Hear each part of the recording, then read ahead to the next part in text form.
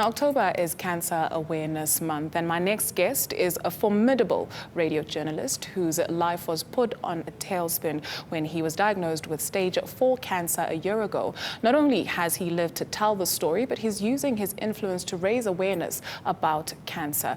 This morning, it's a great pleasure to be in conversation with the man himself, Xolani Gwala, and later we'll be joined by Health Minister Dr. Aaron Motsoaledi. Good morning. Hello, Tutu. Thank you so much for joining us. You're most How welcome. are you today? I'm fine, thank you. I'm okay. Yeah. Still, trying to find my way, but I'm okay. I'm Right. good. Yeah. Okay. I'd like us to go way back to before you were even diagnosed. I think it was a few months before you were diagnosed.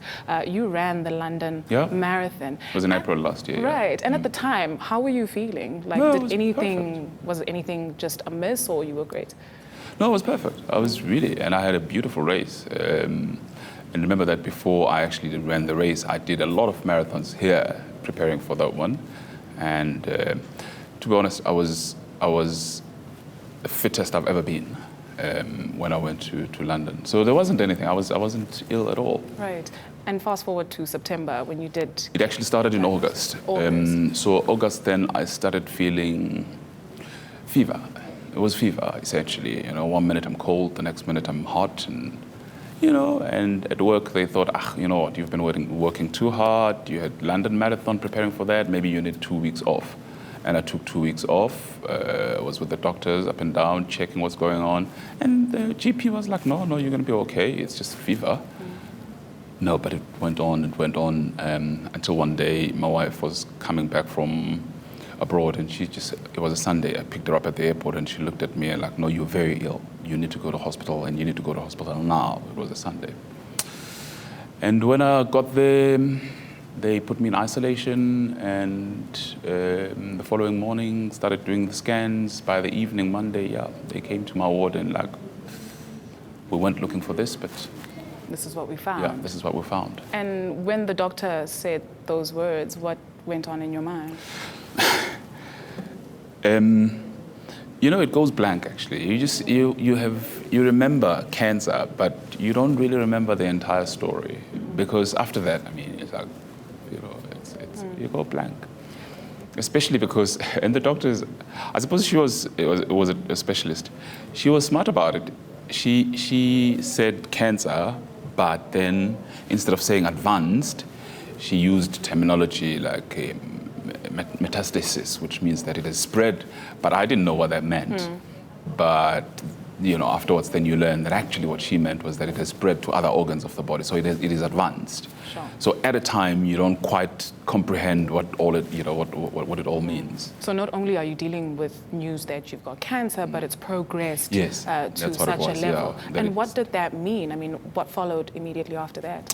So firstly, what it meant was that because it was colon cancer, so it had moved from the colon to the liver and to the lungs. But what it meant then is that the next thing that we needed to do as an emergency was to do an operation for the colon part, which was pretty much the easy part because, fortunately for me, it wasn't a complicated part. The most complicated part was then the liver, the next part, because it was inoperable. The doctors were saying, look at this thing, you just can't operate it the way it is. That's how bad it was. It was, so they've got segments. 7 out of 8 segments were covered in cancer. My doctor now says there was more cancer than there was liver when he first saw the scan. So we needed to then move it, change it from being inoperable to operable. And how we did that then was they put me on aggressive chemo, really, really aggressive. That started then after the operation. Fortunately for me, then at the beginning of the year, this year, went to do a scan, and there was a slight reduction,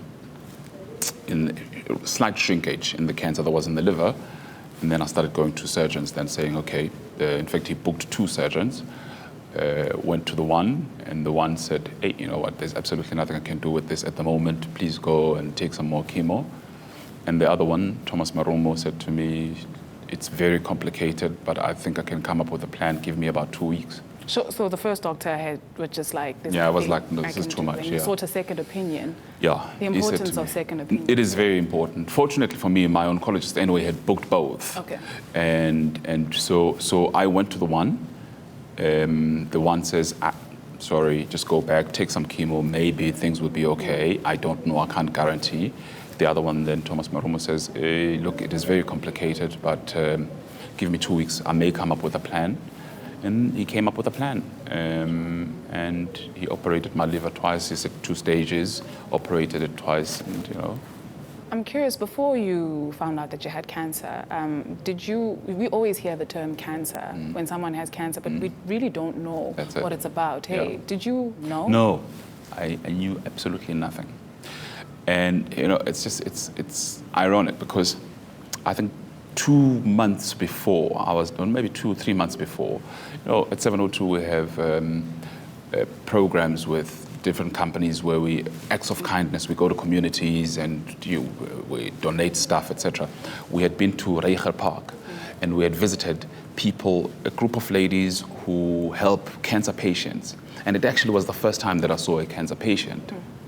It was 2 months before I was diagnosed, but still I didn't know anything about it. We went there, we helped them with whatever they needed, moved around, visited different houses, saw these cancer patients, etc. And they started talking to me about just the difficulty of the public sector and the lack of facilities, etc. So it was a story. I was covering it as a story, but I wasn't really getting, the detail. I didn't know that 2 months down the line it's going to be me. Sure. You speak about operations, you speak about chemo. How many operations have you had done and how many chemo sessions have you had? So all in all, I've had 4 operations, 2 for the liver, 1 for the colon, and then the 1 to put the port. But I also had another procedure, it's called embolization, to assist the growth of the liver because they cut the liver.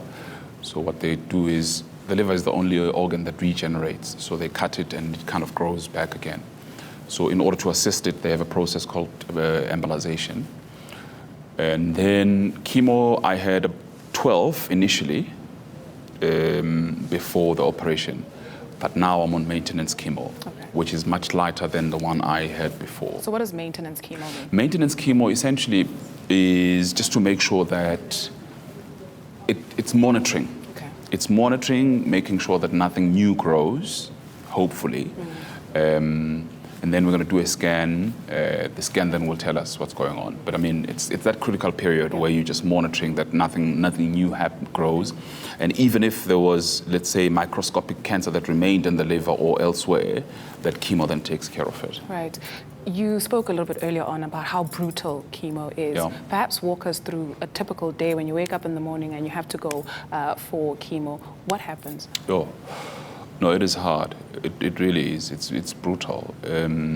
Firstly, I must say that I was very lucky. Lucky in that when it all happened, I was fit. And also age was a bit on my side. So my body was able to deal with, given the fact that it was aggressive completely. And they told me straight up that, listen, the only thing we can do for you is to give you the most aggressive chemo that we have.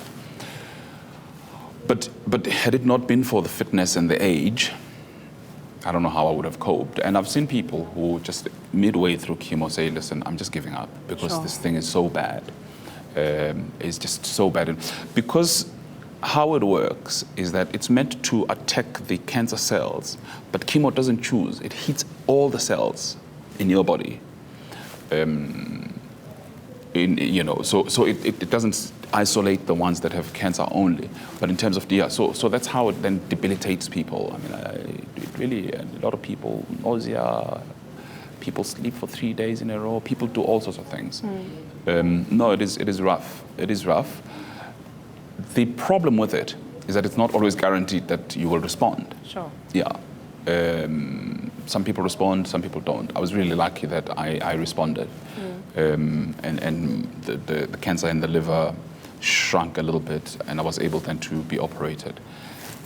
There are no guarantees that you will respond. no guarantees. No, that no you'll guarantees. respond. Yeah, And you go through that pain and sometimes for nothing. sure, and you sort of get it why sometimes people would choose to give some up. people give up. Some people give up, which is terrible. But one can only imagine what your family goes through in that as well. What has this been like for your family? You know, sometimes I think it's more traumatic for them than it is for me. Because of the uncertainty.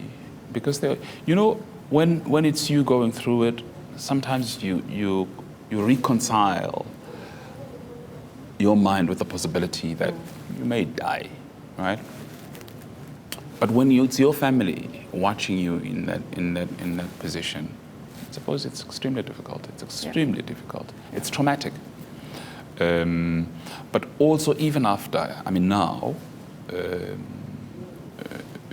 there's uncertainty. They obviously are uncertain about what's going to happen tomorrow or whatever the case may be. Unlike me, who, it's like, okay, well, there's nothing I can do about it. But for them, it's been extremely difficult. You sort of surrender yourself to the situation. You know what? You don't necessarily, but you say, I understand what I'm going through. And I understand the possible implications of what I'm going through. I'm not saying that I'm giving up. In fact, I think the key thing is not to give up. The key thing is just to be strong mentally, but also to be real about it, to be real about the possibility. It's stage 4, so... Let's talk about that mental aspect. Having the support of your family, that is immeasurable. It's huge. It is the most important mentally thing. Also, what goes on in your mind? First of all, when you have a doctor who says, sorry, there's nothing we can help you with. And then you find out not only do you have cancer, but it's progressed so much. No, mentally, of course, you've got to fight. You've got to be strong. You really have got to be strong. But you can't be strong alone. You've got to be strong with your family, with your friends. I must say, I'm really grateful for the family that I have, for the friends that I have. Very rarely was I ever alone for chemo. I always had friends around. And in fact, there's a center where I take my chemo. We had something called a noisy corner, because that's where friends would come and would make a lot of noise and would laugh. And in a way, you end up forgetting that you're taking chemo until you get home and you start feeling the side effects type thing. So that kind of support. And I know, I've got a lot of people who say, oh no, I just didn't know what to say to you. I couldn't even call you. But actually, that's when you need the most. When I heard and I didn't know what to say to you, kind of thing, you know. Yeah. Physically, you were at your peak. Yeah. What has this done to you physically? Oh, the cancer. Look, physically, it helped me a lot because, for instance, I'll give you an example. With the operations, because they were very delicate and big operations, doctors don't have to worry about everything. So they look at the liver and they say, okay, so the liver is covered with cancer, but they look at everything else. They look at the lungs, they look at the heart, they look at everything else. It's pumping 100%. So they can take a risk and push the envelope and cut as much as possible when it comes to the liver, because you're healthy elsewhere, right? So that's the most important element of this thing, and it really, you can't underestimate the importance of being physically good, in a good condition when it comes to these kind of things. And it works for not just for cancer, for everything else, because they don't have to worry about, oh no, we can't really cut here because that will affect the heart, it will affect the lungs, and whatever the case may be. So that's what happened. So look, physically, of course, it takes a lot. You can't have 3 big operations, and of course this one was not so big, and not be affected physically. It does affect you, but fortunately not much. Not much. You just lose a couple of Ks, which is okay. Yes. And we've talked about some of the things that it has sort of taken away from you. But what has it given you in the same breath? I'm sure there's silver linings almost at every turn. It teaches you to be grateful. It teaches you the value of people. It teaches you to understand, I suppose, life a little better, and also to understand that you're mortal.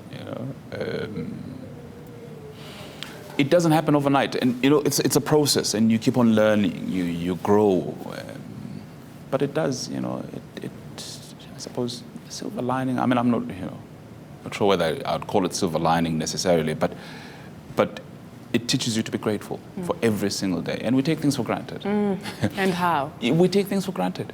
You know, the most amazing thing is now I get a lot of people saying, so do you know what's going to happen to you next? Like, yeah, it's a good question you ask, but do you know what's going to happen to you? Exactly. I'm not God.